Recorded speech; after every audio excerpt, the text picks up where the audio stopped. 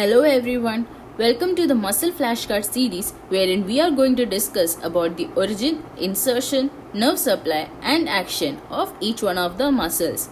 So let's start.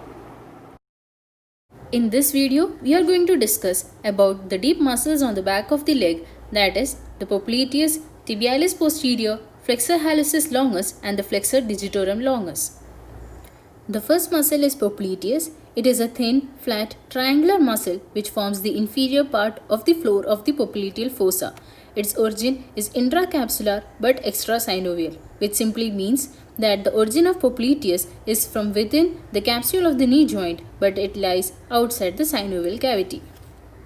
The origin of the popliteus muscle is from the popliteal groove on the lateral surface of the lateral femoral condyle, from the outer margin of the lateral meniscus and from the arcuate popliteal ligament. It is inserted onto the medial two-thirds of the triangular area above soleal line on the posterior surface of tibia.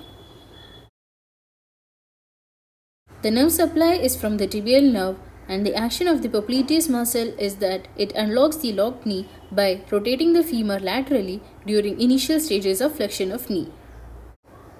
The second muscle is the tibialis posterior muscle.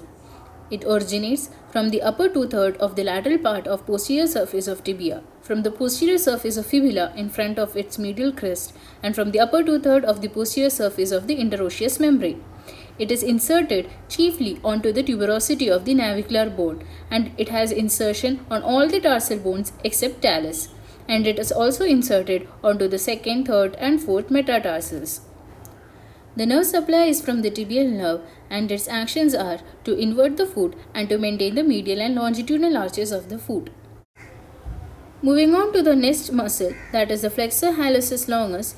It is originating from the lower 3/4 of the posterior surface of fibula behind the medial crest and from the adjoining part of the interosseous membrane. It is inserted onto the base of plantar surface of the distal phalanx of great toe. The nerve supply is from the tibial nerve, and its actions are to plantar flex the great toe, to plantar flex the ankle weakly, and it also supports the medial longitudinal arch of the foot.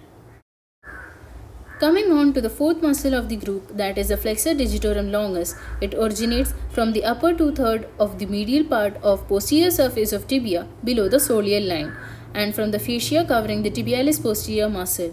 It is inserted onto the base of distal phalanges of the lateral four toes in its plantar surface. The nerve supply is from the tibial nerve, and its actions are to plantar flex the lateral four toes, to plantar flex the ankle, and to maintain the longitudinal arch of the foot. The takeaway message from this video is that all the deep muscles on the back of the leg is being supplied by the tibial nerve. The popliteus muscle is helping to unlock the locked knee. The tibialis posterior muscle helps in the inversion of the foot. The flexor hallucis longus muscle, as its name suggests, it helps in plantar flexion of the great toe. And the flexor digitorum longus muscle, as its name suggests, it helps in the plantar flexion of the lateral four toes.